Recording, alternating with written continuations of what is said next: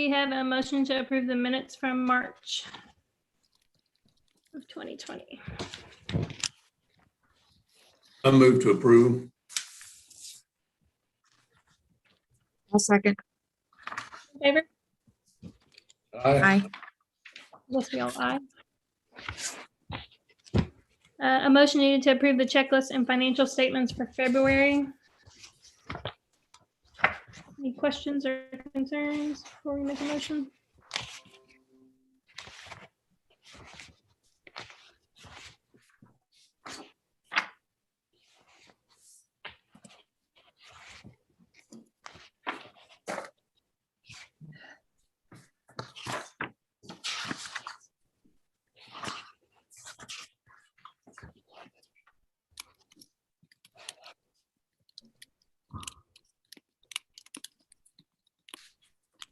What are you looking for? Motion on what?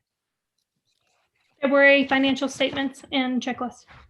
I can make that motion. I've I'll gone second over it. it already. Aye. And a motion to approve the checklist and financial statement for March. I so move. I'll second. All in favor? Aye. Aye.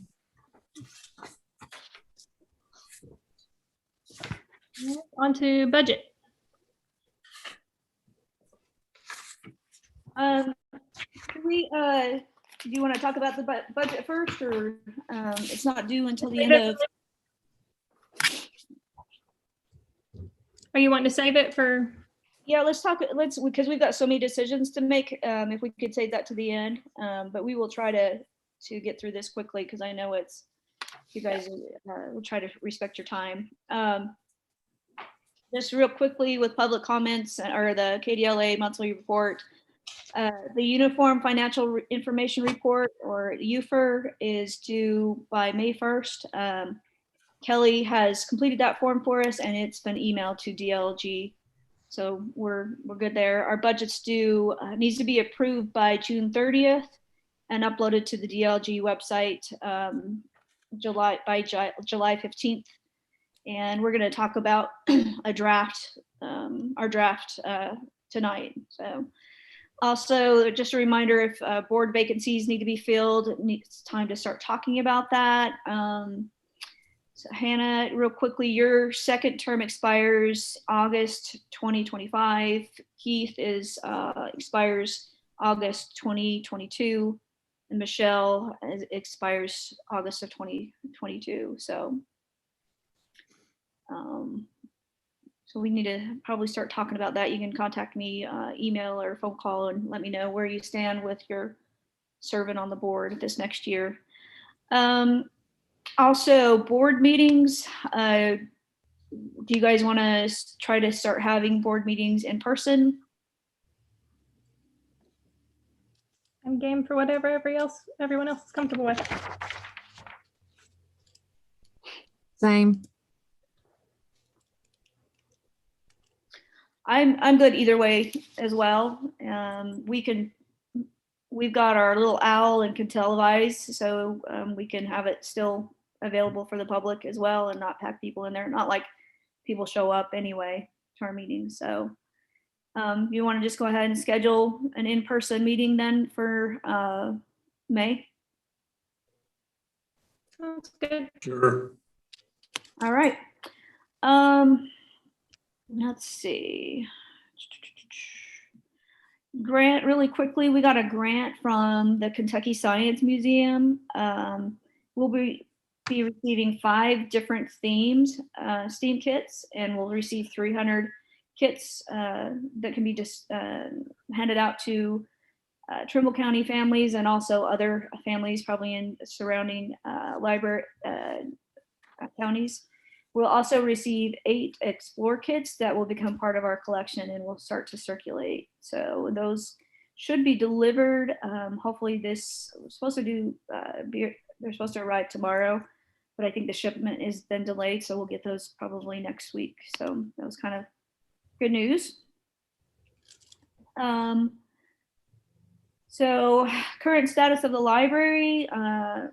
So this week we started our new library hours, which are listed in the minutes there. And we did start Wednesday morning, or to be open Wednesday mornings. And I told staff to please listen to patrons that are come in and ask them, hey, what about Wednesday afternoons? And we're getting some feedback about when would be a good time to be open or closed on that day. And we'll, when we go to make another time change, hopefully in June or July, and go to full hours, then we'll make a decision on what, if we need to close. I could need to close in the morning or in the afternoon.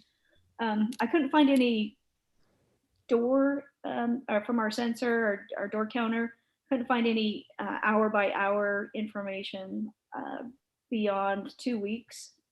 And I don't think that the last 2 weeks is probably a good indicator of who's coming in. It was kind of the same amount of the same number of people coming in through the door in the mornings and the afternoons. So we also are not going to have any programs in May, so staff can finalize plans for summer learning. And we also did a staff training in April. The staff read over the circulation and lending policy that was amended last month. So are there any questions about the status of staff and library in general? Is there an end goal to open again on Saturdays, or are staff not? Yeah, I'm hoping in June that we'll be able to, by then everybody should have received vaccinations who wanted to be vaccinated, and hopefully we'll be able to return to normal by then. So, all right, building updates. So staff are already requesting time off for Christmas vacation, and Christmas falls on a Friday this year, and Christmas Eve falls on a Friday, and Christmas falls on a Saturday. Same with New Year's Eve and New Year's Day. So what that means is that we still have to, for our full-time staff members, we still have to pay them for that holiday, even though they're not usually scheduled to work on a Saturday. So staff members have to take a day off during the week. With us being such a small staff, it makes it difficult to staff the library. So I'm requesting that the library be closed Thursday, December 23rd for New Year's Eve, and Thursday, December 30th Christmas Eve is the 23rd, and New Year's Eve is the 30th. I'll make a motion to close the 23rd and the 30th. I'll second. All in favor? Aye. Aye. All right. So I've been messing with the gutters for about a year now, trying to get the front gutters to stop leaking. We've had them caulked once, and there's still a huge problem with it. Got a quote from Advantage Construction to repitch the gutters on the front overhang and reinstall 6 ice guards that fell off during this winter. So if you can see I don't know if you can see that. Well, let me share a screen. I gotta share it with you real quick. Julianne, do you wanna give me the ability to share my screen? Let me see here. I think you should be okay.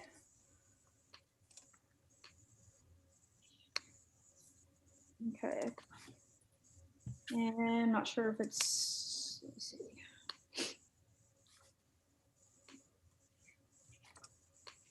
Okay, here we go. So I don't know if you can see the pictures here. We've got about 1.5 inches of standing water in our front gutters, and so that is just dripping at some low points in the gutters. And what happens is when it gets cold, it freezes, or it's dripping on patrons. So the gutters were specially made for a library, and they're hung up so that you have to cut these brackets off, and those brackets will have to be remade. And so that's why the quote is so expensive. So I can reach out to another company, perhaps Sandusky's Construction, but this is about the third company I've asked for help with on gutters. I'm about at the end of my rope with this issue. So Does everybody else have that page on their minutes? I don't have No. it. I don't I have don't. the quote Yeah, part. we don't have any of that. no, this was I just got the quote Monday, so it didn't go out with your packets. The quote from Okay. Advantage is $18.25. And that's to repitch the gutters, to have the brackets custom made and reinstalled and sealed. And to and to install the six ice guards that fell off the roof. And they are the only ones that you got a bid from? They are. I can reach out to Sandusky's. They're pretty busy right now, but I can try to get a quote from them. It's not really urgent. I did use them for a pavilion quote, and the quotes with Sandusky's and this company were like really close. So Where's that Advantage located at? they're out of Louisville. And Nathan, I can't remember his last name. He used to work for Sandusky's. Thompson. Thompson. Yeah. So we worked with Nathan before. And so they also, this company also fixed the chimney. They sealed the chimney, fixed that leak just a couple weeks ago. Were you Yeah. pleased with what they did on the chimney and the leak and everything? So far, yeah, we haven't seen any issues with it. Okay.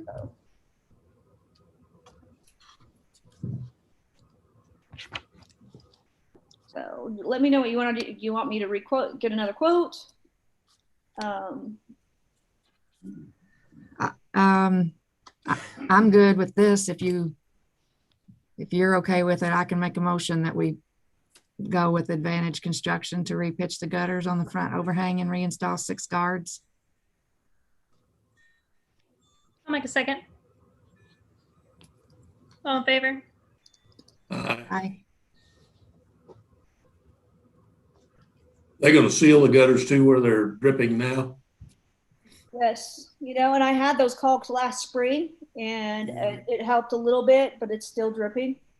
And so hopefully this will, because they're kind of bowing at some of the seams right now, and that's why we're getting that accumulation of water, and sealing it is not going to fix the issue unless the bow they're hung right.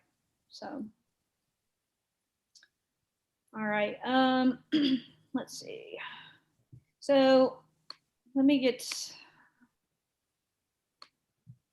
out of here really quickly. See if I can open this screen up. Nope, I can't. Let me paste that. So we need to talk a little bit about excavation quotes.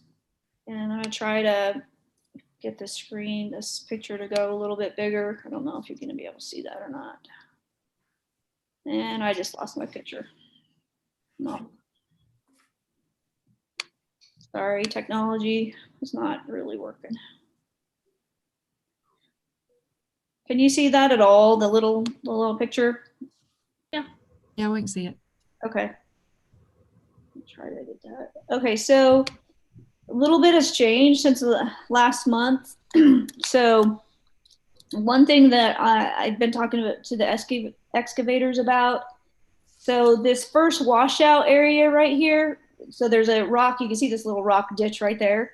They're gonna redirect that down the hill, and it's just gonna be a ditch. It's gonna be open and with rock. And the excavators recommended that because we have to remove this parking or these barriers right here, he recommended just going ahead and tearing out all of the barriers right here and backfilling that with gravel.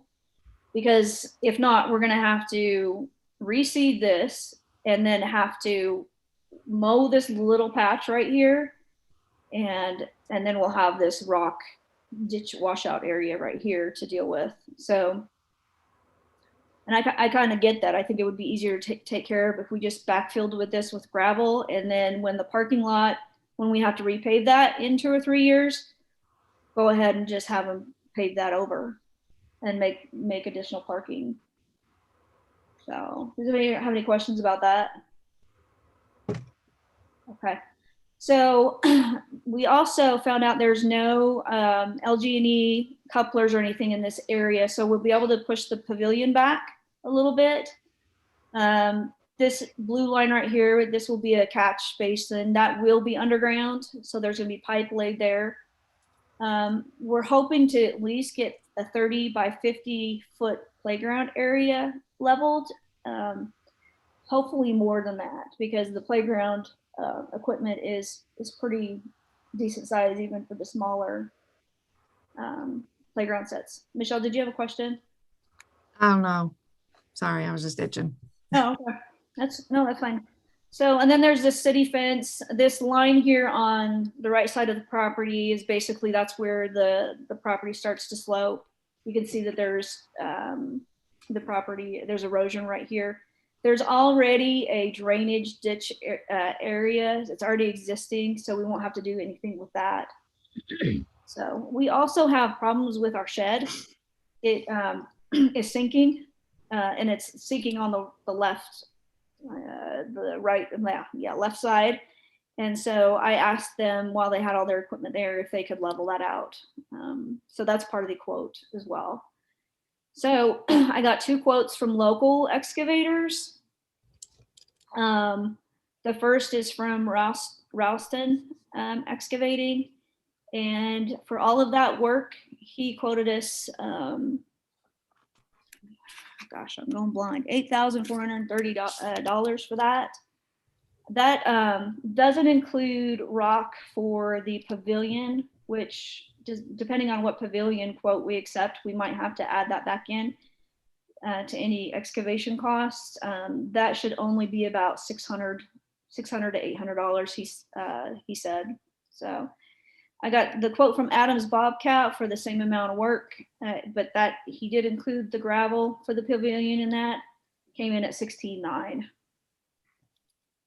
which is, I'm not really sure what the difference is, and that seems like not even close at all. So we would need a motion to accept either of those quotes. Both companies are insured or bonded. So.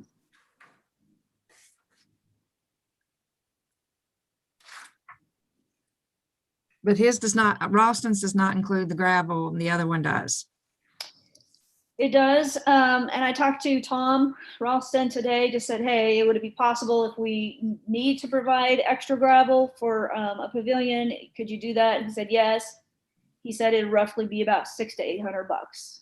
So we could approve it for a little bit that over, or we can come back and approve the motion when we get the other, just let them do the work and pay for it then. So. I'll make a motion that we go with Ralston Excavating. I'll second it. All in favor? Aye. I, Let me get those motions done. Do you want to make it, do you want us to say like up to 10,000 for Ralston, or do you want to come back with the gravel quote if he needs it? Yeah, let's go up to 10,000. I think that would totally cover it, and it is still less than the other quote. Mm-hmm. Okay.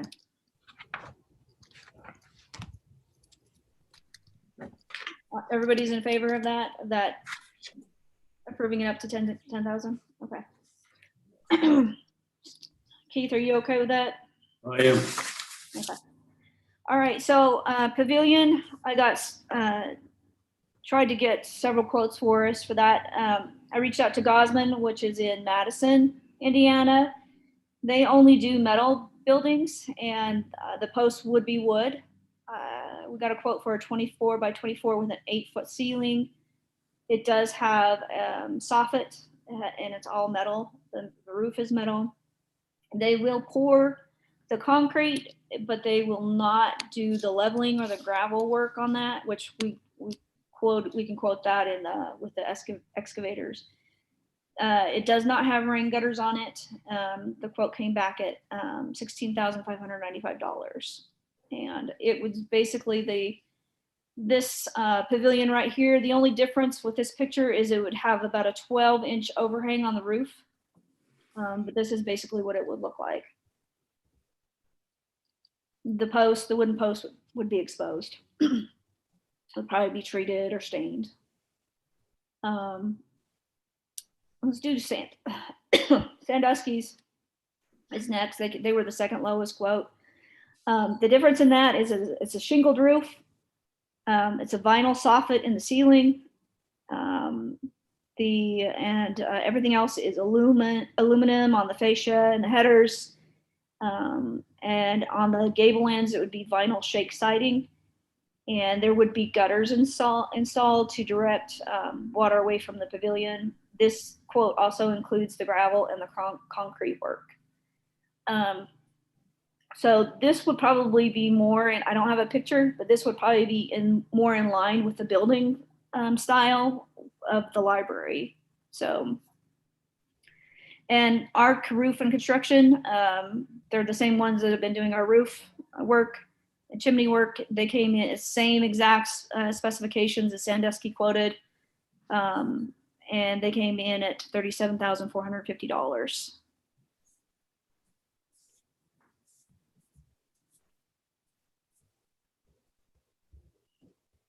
Any thoughts on what you guys want to do?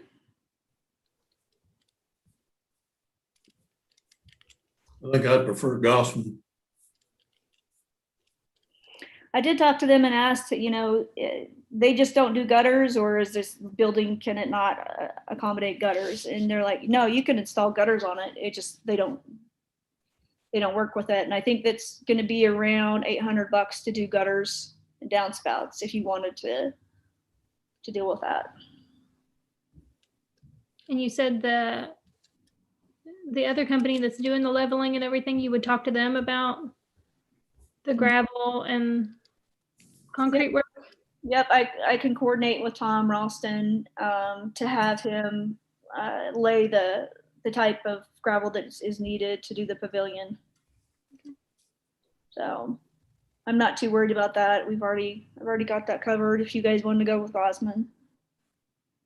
I think Gosman sounds like a good deal, and we've got people in line you have a rough estimate of how much it would cost to finish the project to the level of the other two quotes, and it still seems like it's under what both of those quotes would be. Yeah, and Sandusky's Constructions, they were like, yeah, there's no way that we can even meet that price that Gosman's going to be able to provide for you. So, okay. And that's what Gosman does full time, right? That's all they do, or I believe That's what they do, yes. so. They're very good at what they do, or you're confident they're good at what they do. yeah. Well, I'll make a motion to approve the estimate for Gosman. I second it.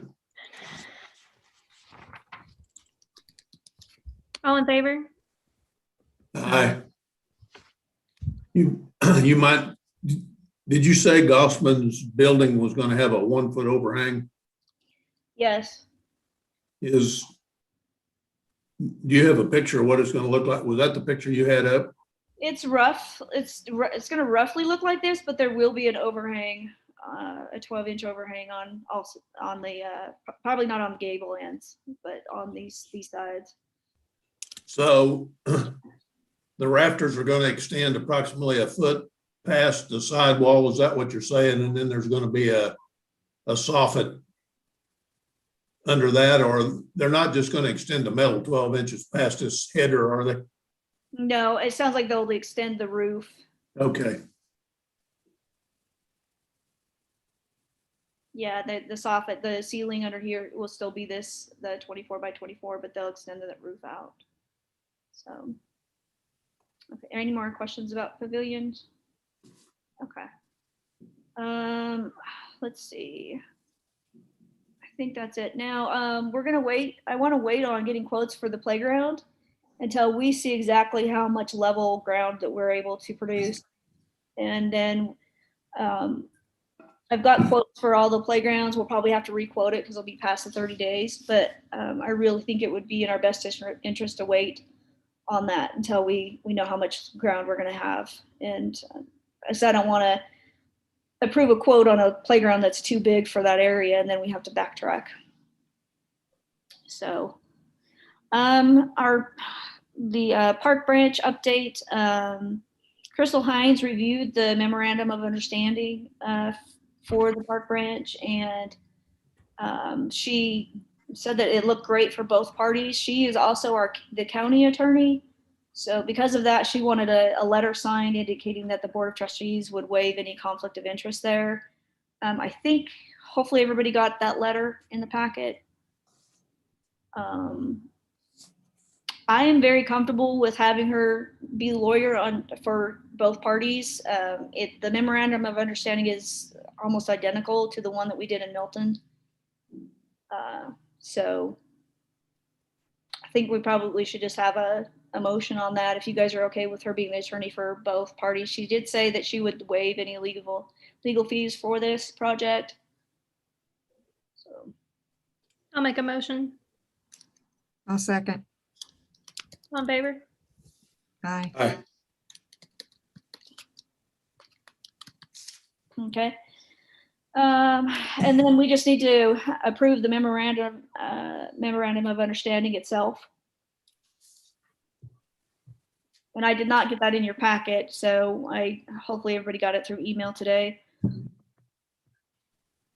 Michelle did find one error on the square footage, so we did correct that. I'll make a motion to approve the MOA. I'll second. Okay, do you want to have second? You can use Keith. Jill. All in favor? Aye. Aye. I took Keith.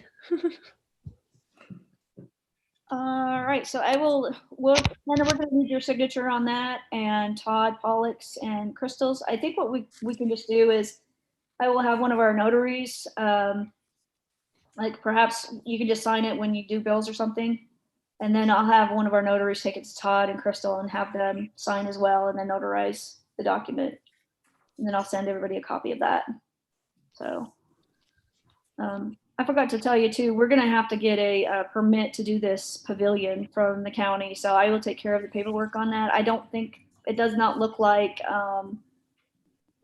Hannah or any board member needs to sign it. I didn't think about doing a motion for that, but I figured since we approved the quote, you guys would approve a permit. So. Do we need to have copies of these memorandums, like the ones you sent us, and just bring them with us? Or are these just rough copies for us to look at, or are there ones at the library that we need to sign when we come in? That's just a draft. I'll have a copy for you Okay. to sign, and then we'll take it around to the other people that need signatures, need to sign it as well. So. Gotcha. All right. So we do also need to start talking about the budget and taxes. And we had a board member kind of ask about possibly reducing tax rates this next year. And so I gathered some information, some history and stuff of where we're at with tax rates, and hopefully everybody had a chance to look at that. And that will need to be considered when we're doing our budget because it will decrease our income. Is there any initial thoughts on that? I am the board member who brought this up, lowering the tax rate. I don't mind saying that. I would be all in favor of it being lower. I kind of wanted to make my argument or why I thought this. I feel like over the last year, we have charged for a service that we have not fully provided, and I feel wrong doing that. That is not at all a reflection of the director or the staff. They have done an outstanding, amazing job with what they were given and dealt with. But for something that was out of all our hands, we did not provide full services at all for over a year now. I mean, even we're talking about even in June, which is the end of our fiscal year, still, just in June, possibly, hopefully starting to have our Saturday hours again. I mean, we have not provided full hour, the library's doors have been forced to be shut. And I just feel wrong taxing people, especially having a budget surplus every single year that I've been on this board, which is over, I don't know if I'm done in 2024, it's been over 8 years at least, I think, because I finished a term. We are on track. If I'm looking at our budget correctly, Dina, do you according to our financial report that we have for March, do we still have April, May, and June expenditures, or does the budget end in May? Budget ends the end of June, and it looks like we have about 90% of our tax revenue collected already this year. So we're on target of meeting our budget goal, which was 647,000 in income. I don't have the. I have to look through it. I'm looking at the budget income, and we are $13,796 over what we had projected bringing in as of For taxes. for taxes. Our income is already almost $14,000 over what we had projected coming in. If I calculated what we would what we spend on average in expenses every month, and that came to, based on this financial report of March, per month that came to 33,745 averaged. So unless we have any major expenses for the month of April, May, or June, and those averages still, maintain themselves over those next 3 months, that leaves us with our budgetary balance surplus of $523,000 left, if I'm understanding that right. Which means we budgeted expenses for $1,030,000. If we continue on the projected, averages of what we've spent every month for the last fiscal year, we would have over 500,000 left in expenses, is my understanding, that we haven't spent. I could be wrong. I'm not super good with math or accounting. But the budget remaining for the end of March was 625,055.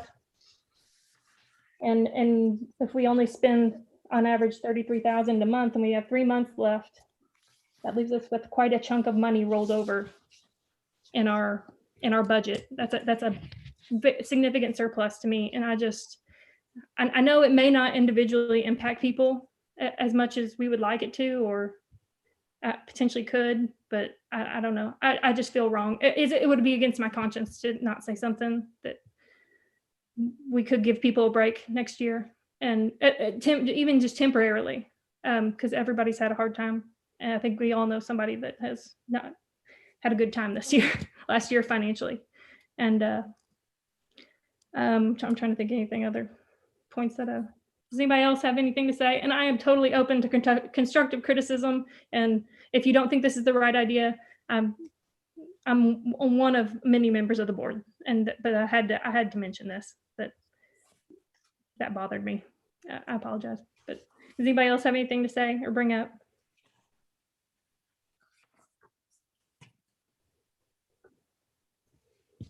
So I did talk to our accountant about it, about decreasing taxes, and his counsel was to, and it's so frustrating because they make us create a budget before we know what our tax rates are going to be, and before we get our property is assessed, and so I think it's difficult to make a decision to make a budget anyways without that information. It's so frustrating. Mm-hmm. So in the documents that I sent you, on the second page, it talks about impact of the library and impact of individuals. So if we decrease our real property by 0.1% and our personal property by 0.1%, you could see the impact on the individuals. that over a year's time, for those people who have property assessed at, $300,000, they're going to be paying a couple $100 in library taxes. And I think the difference between our tax right now and decreasing it by, a tenth of a cent or a penny, they're going to be saving about $25, $30 a year in their tax bill. So, which is kind of disheartening, right? You wanted lower taxes and make a huge difference in somebody's life, and lowering it is not going to be a huge impact on our community members. Our accountant says, yes, it can be a good faith effort. Like here, we're really trying to keep our tax rates low. But he said, yeah, the impact on the individual is not going to be enough to make a huge difference in their financial situation. By decreasing it by a penny for real property and the personal property, it looks like income would be reduced by about $60,000. So creating a budget with $60,000 less coming in is going to look a little bit like what we budgeted our first budget last year, when we're like, oh gosh, we're going to have a 10-15% cut in revenue. So it's going to take about $60,000 off, I think, estimated. But again, we don't have assessments on property at all. So I think I will do whatever you guys want to do. There's some things in our budget that I would like to do this next year, if possible. One thing that we've never done is we've never worked on we've never gone over the money that has been coming in, unless we paid like our debt reserve off. So there were several years that we did go over the amount that we collected because we were making large payments against the building. So Hannah, if we cut our taxes, you're willing to go into that reserve to pay employees and fund projects and things like that? Are you talking about our checking account reserve? Yeah, so we have like about $400,000 in savings accounts we can tap into, and we've got definitely got about 9 to 10 months of reserve in our checking account too. So you're talking about if you have to tap into a reserve, it would not be the over $1 million in the checking. It would be the emergency fund and renovations account. Yeah, well, we would tap into or probably our checking reserves and if we have to, our savings account. But if you look at the budget that I passed out, that I gave you 4 different budgets. So the first one is this is what we budgeted for the current year. The second one is, the second column is with no raises, but I would really, really like to hire a team programmer. We're just struggling in that area and my programmers are burnt out. We really could use some extra help, and that would be a part-time team programmer. And the third column is with raises, which was about 1.5% would be the cost of living allowance raise that Social Security has suggested for the year, and also that hiring that part-time team programmer. And then the last column, I projected what it would look like if we decreased our budget by 0.01 cents per hundred for personal property and real estate. So I took that $60,000 out of there, but I would still like to hire a team programmer. On the very last page, so really, really cutting back and in areas, trying to stay within, our income, the amount of income that we would be brought in. But it looks like we would chip into that savings or general account or checking account by over $30,000. Does that make any sense?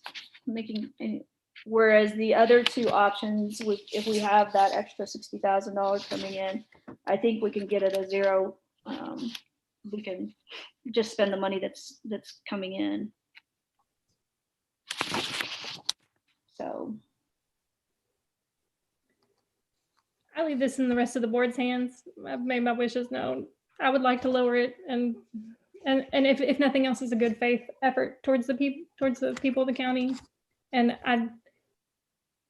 that's just me. I leave it in the rest of y'all's hands, and we're missing two board members who really are a big part of this that need to help make these decisions. So I'm fine with, them looking it over. I will leave it up to y'all, and I'll vote accordingly. Is the two middle columns, is that based on maintaining the same rate we have right now? yes. Yep. See, and we don't even know if that's going to be what a compensating rate is. Like, we've had years where we get a compensating rate that is lower than the year before. So, and I want to just say too, that between 2019 and 2020, the assessed property values skyrocketed. And I am projecting that that's going to happen again. So if property values are raising, we should be able to decrease that tax rate anyways. But the problem is they're still going to have to pay the same amount because their property tax or their value is raising, So it's like, even though on paper it looks, oh yeah, we're decreasing your tax rate, not really. You're still going to have to pay the same amount because your value of your property went up. Is the impact on lowering tax rates for individual, is that based on what you see? Is that based on this budget draft where 2021 is the same tax rate, but we brought in $647,000, and then you're estimating a $30,000 increase in, I'm assuming because you're saying you expect property taxes or property values to raise. Mm-hmm. And so that's why it's 677,000 instead of 647. Is that right? No, actually what I did was I looked at our budget this year, mm-hmm. Our financial statement for this last month, and I said, where are we at with money? So part of the problem that we're having excess is I think that we're underestimating how much money we're bringing in for the year. We've always tried to be real conservative with that, and then we end up having extra. So that $677,000 is based on how much revenue we have at this point in the game this year. So if we maintain the same revenue that we've made this year, we're on track, you would think, to make $677,000 next year. Mm-hmm. Is that this one where you did the breaking it down by individuals? Is that based on that same property value estimation? That would took the assessed property values from the tax assessor last year, and I timed that by 0.01, whatever I used that assessed value to determine that. Okay, so that doesn't take into account what you're expecting with property tax or property values to go up? No, it does not take into account of current. I guess my question is, if the property values go up like you're expected to, and we do lower the tax rate, then this number might look bigger than what it actually is. Yes. So the difference might make a difference. So even though the property value went up, we lowered tax rates, and it might keep them at the same, but they would have saved money from property value going up. Right. So it's six. Yeah. They could still pay the same, but they could pay more. And I want to commend the board too. If you look at the last couple of years, we have taken those lower rates. Last year, we didn't even take the compensating rate, which they were wanting us to raise those rates, and we're like, we brought in this much money. Why? Let's keep it at this. We lowered, I think, the property tax rate and kept the personal property, and that was the one that the rate that they want us to increase. And we're like, we didn't. We took that low. We lowered it. So A decision doesn't have to be made at all today, right? It's just giving us information to look over before we have to set the tax rates. Yep. In the budget in June. Yep. Okay. Yeah. And I mean, I guess you have to consider, do you want to give staff members raises this year? We raised salaries, wages in, I think, October and November. And those figures are there under the personnel items. So that's there for you to look at. Probably the most significant changes we're going to see in that is, like, if we add that teen programmer, that's going to add quite a bit to our part-time salaries and wages, and that's in section 9. And then I expect that our health insurance costs are going to raise this year. I just don't know how we could get away from them not with the pandemic this last year. So I estimated a 10% increase in health insurance. It's too early to get quotes in from our insurance provider. I also, if we would like to, I think it would be a great service. We could add an EAP, which is it basically supports our staff members. It provides counseling for them. I think 8 sessions a year, and their family members. It also would provide drug counseling if we had a staff member who had addiction issues. We could refer that person to the service. They would be able to counsel with 1 visit with a lawyer per year. So if they were having, divorce issues or something like that, they would get that counsel as well. So in that service runs about $2,700 for the year for all of our staff members.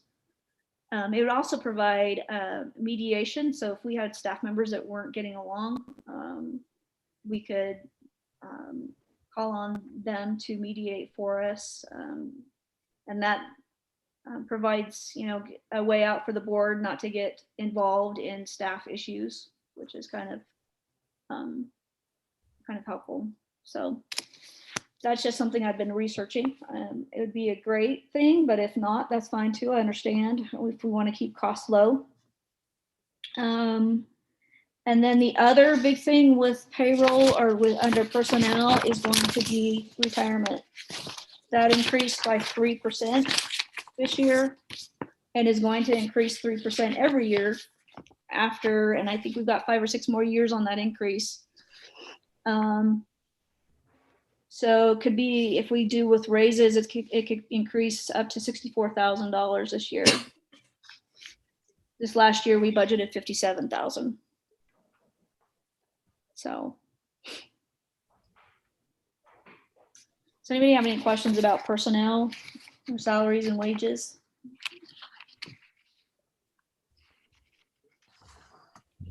So none of these do you have a salary worked in for a teen programmer? Yes, I do. What- I actually included it on all 3 no, I didn't. Let me look real quick. You're under section 9. Yep. Hire teen programmer is in all 3 columns. But do you have the salary included in there? It's going to be, so we wouldn't hire this person until January. There isn't really any point to do that. It's going to cost about $10,000 to do a part-time teen programmer from January to June. So it is included in these numbers. um, It goes up on part-time back from 47,000 to 60,000, 65,000, you know what? 60,000.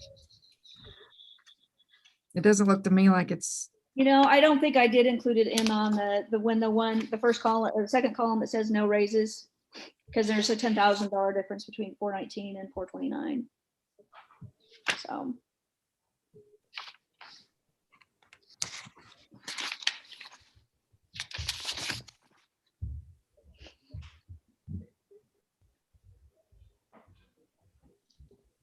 I'm lost on 9A, 9 little a. It's second column, no raises, hire team programmer. It's 60,000. This year's 47,000. Why does it change if there are no raises and you hire a team and then the team programmer isn't included? Then why? I don't understand why it went up. Yeah, it does look like it, but I'm not sure why it's 419. That might be an Excel. I might have a formula that didn't add there. Because it, all across those columns, it goes up from 47,000. I did. Like we're adding somebody. Yeah, let me double check the math on the column on there. On the end column, the total personnel, it doesn't look like it included that. And I might needed to go back and refresh that formula. But it's about 10,000. So 10,000 to hire a team programmer for 6 months. So it'd be 50,000, about $50,000 there under salaries and wages for part-time. If you didn't want to hire another person. And that goes across the board. You take out 10,000 across the board on that.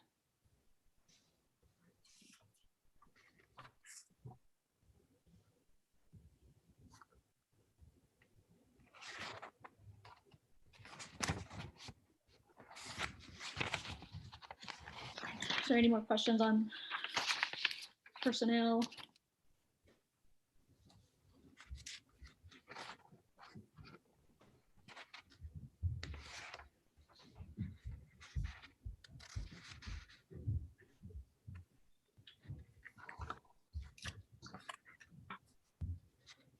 Okay. With operating expenses, to cut costs, and since we do have such a big reserve, we could reduce the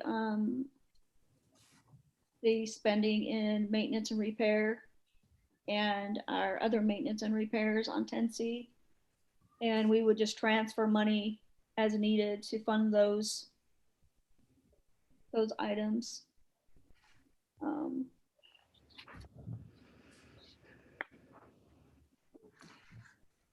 Can you remind me again where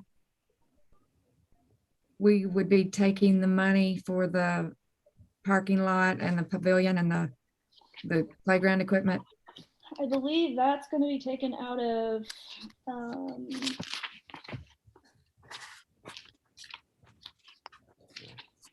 Because I remember that. should be ahead. the last page, I think.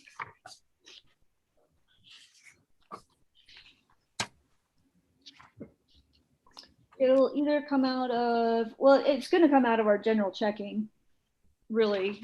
And that our general checking is, where did I put that line item? It's 1,042,000. Yep. It'll come out of there. But it would count as probably a land improvement. And right now we have that we have it tied up into CDs and savings accounts right now. And right now we have about 372,000. General checking right now is over $1 million.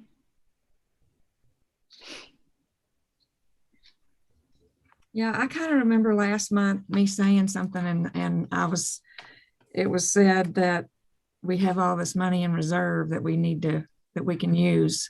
So I'm not sure I understand. I might be I just may not be understanding this, but I'm not sure that I understand what the big deal is about us bringing in 60,000 less by lowering the taxes, but still be able to hire a programmer and give raises. I feel like we have the reserve to run this operation, and we've gotten all that money from people paying their taxes. So I'm kind of on Hannah's side on, I think we have the money to do it all. Oh, we do. I think we do. I was just saying that every year, so on the very last page at the end, under 13H, you have total expenditures amount spent above income reserves to tap into those reserves. So that means we will go over the expected amount coming in. We will tap into those reserves. That's not a problem. We could do that. We have the money to do that.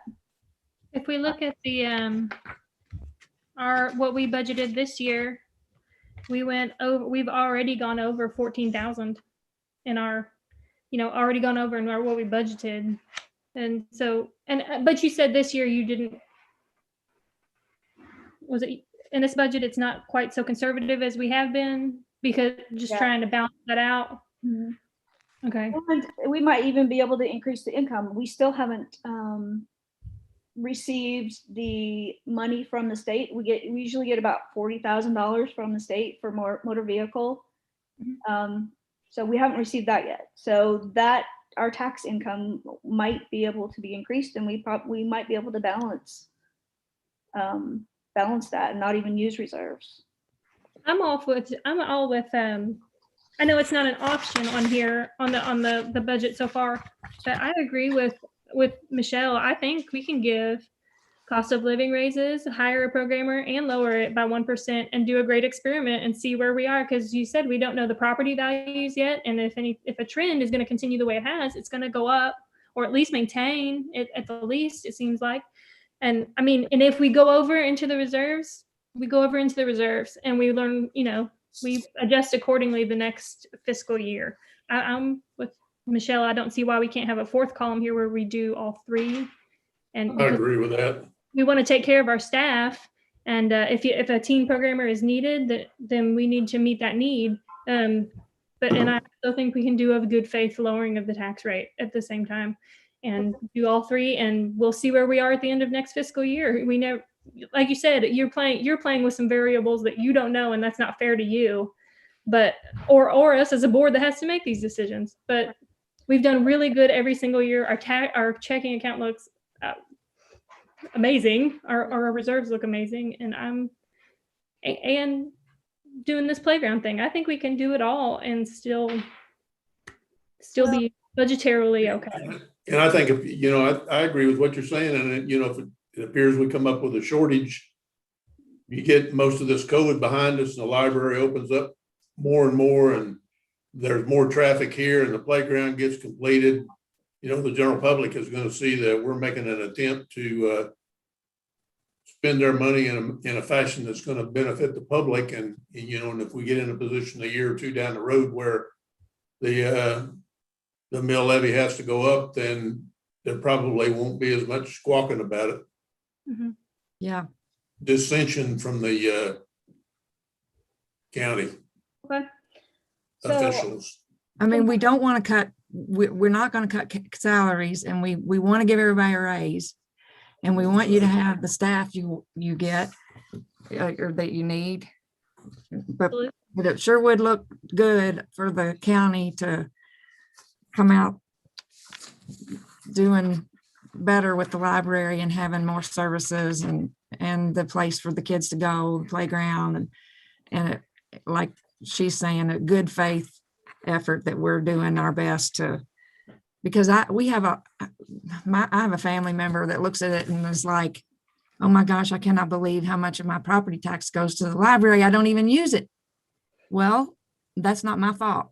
And I feel like that a lot of the people wouldn't mind paying that when they see that we're trying to offer all these great experiences for birth to old.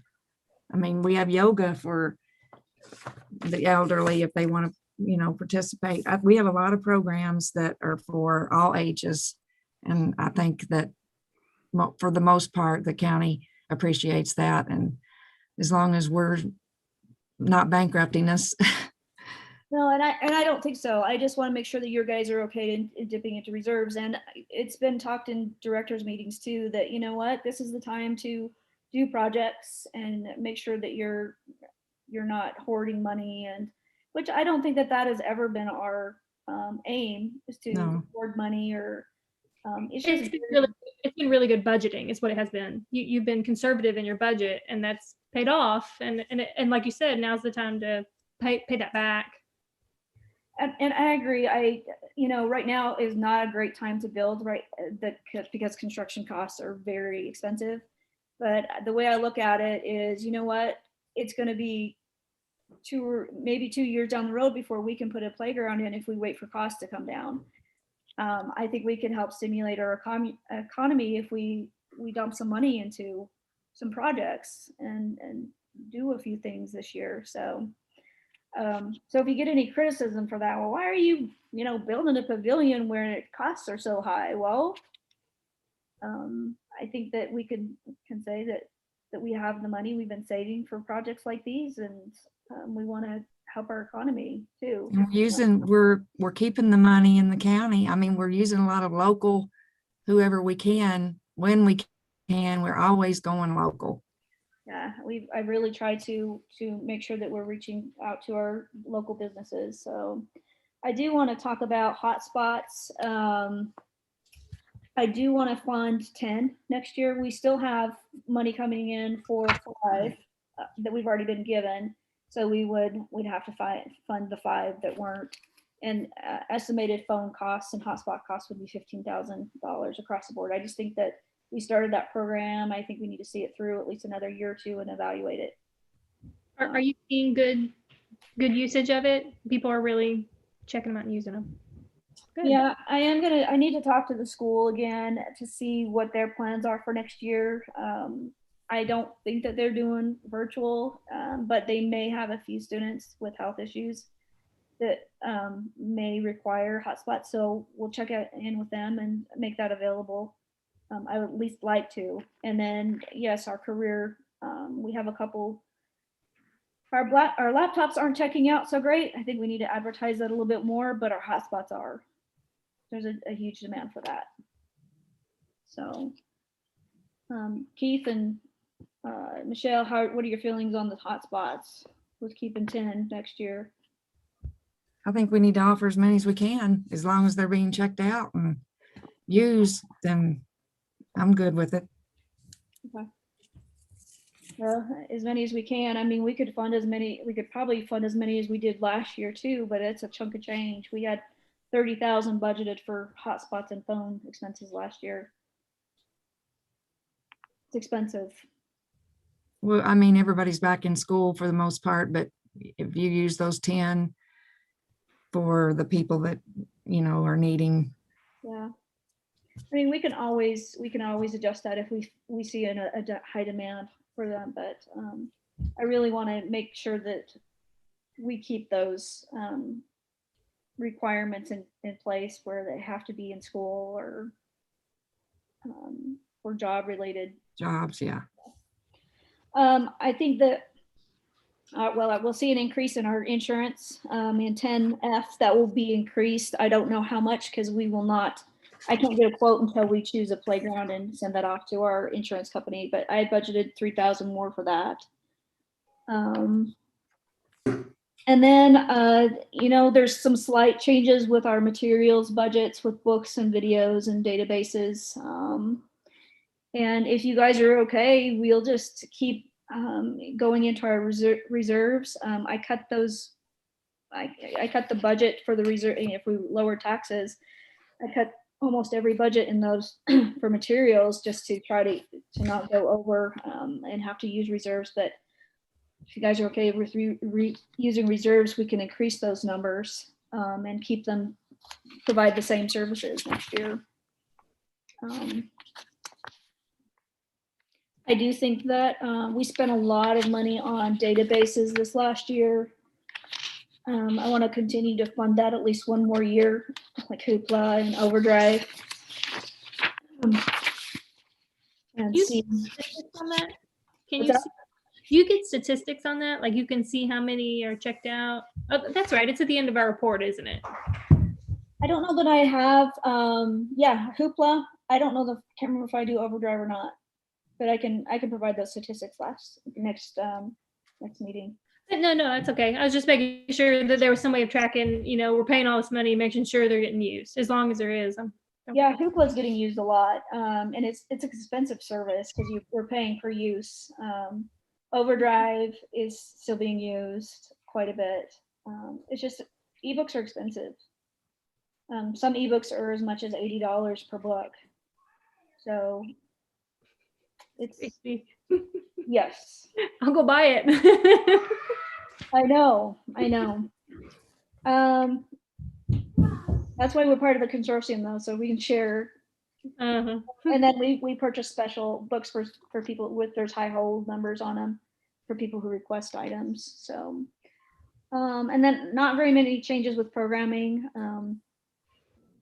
We would like to fund the Imagination Library this year, Dolly Parton's book giveaway program for kids ages birth to 5 years. An estimated cost if we serve 100 kids, books range from $2.25 to $4 a month and that the books would mailed to their house. If we could commit to 100 kids at $4 a month, that would be roughly $5,000. There is talk that the state might fund some of these projects for next year. I haven't heard any updates, but I would like to get it started. And I think if we can get it growing, we might be able to find other businesses that can help with this project and help fund it. I think that we have a literacy issue in Trimble County, and we can target target groups, special families that need extra help and assistance with reading and literacy. Definitely work with OVEC in their preschool program. So, is there any thoughts on that? The Imagination Library project? It's under 10K, line 10K. Sounds great. Okay. I'd suggest to Mr. Pollock. So I know I know other libraries, they work with their schools. I don't know if the school would be willing to help with, if we do get more than 100 kids involved with a program. But LG&E is very generous. There's other businesses in the community that we could maybe reach out to. So possibly write an OVUC grant for it, and not use them for programming grants. So there's options there. Not too many changes with administration. Talk to staff about tuition needs for next year, and we'll roughly need about $6,000. I do want to take a human resource management class in the fall, and that's about $1,600. I'll talk more about that later and get approval from you guys. The 11F column, the reserve for transfer, that's an estimate of what will be in our account by June 30th. So that is our emergency fund and our general account amount. So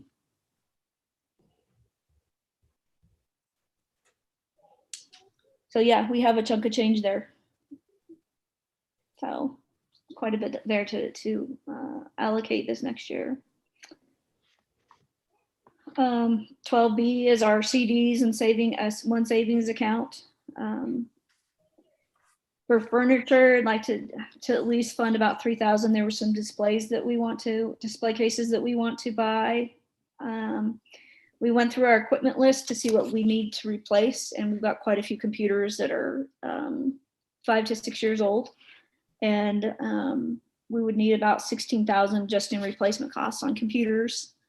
That doesn't include any other extras that any equipment that we'd have to buy, but that's, again, we have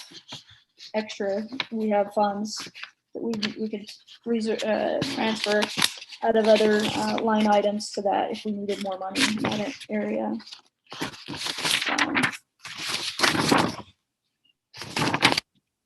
So it sounds like for next meeting, I'm going to go ahead and get rid of some of these columns I will definitely work in raises and lower taxes, and present that better information for you guys for next month. So I try to make sure my math is correct too. So. Do you have any questions? I appreciate you working so hard on this, Dina. Yes, budgets are a nightmare.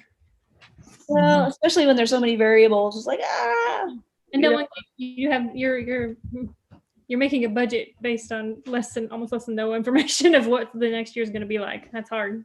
I don't know why they do it the way they do. It would be so much easier if they would change. But we'll probably end up amending the budget anyway. You know. So That's not a problem. so Job security. what it is. But I'm really excited about the project, the pavilion and the playground and everything, and really excited to see that get done. And so Did they say, did Gosman say they were very behind? Because I thought they always were pretty booked. Did they act like we could get that this summer? I didn't ask them on that. But you know what? If we have to push it back to a couple months, I'm okay with that. The excavation work is going to take a while. They're booked too, and the playground is going to take. It's not like we're going to order it and get the playground in 2 weeks either. Right. Everything is on hold, and if it's fall before we get a playground in, I'm okay with that. We'll just take our time and do what we can. So. I would think Gossman could work this pavilion in between other jobs unless they just specifically have crews that are building garages, because it's if the gravel's down, it's a matter of throwing up forms and setting posts and pouring concrete in one day and putting the building up the next day or day and a half. Mm-hmm. Yeah, there's It's no a short sides or job. anything. Short job. Yeah, so I will go ahead and contact all those for quotes and get them started on work at least the excavators. And maybe if we contact Gosman now, they'll be ready by the time excavation work is done. So is there any questions? Or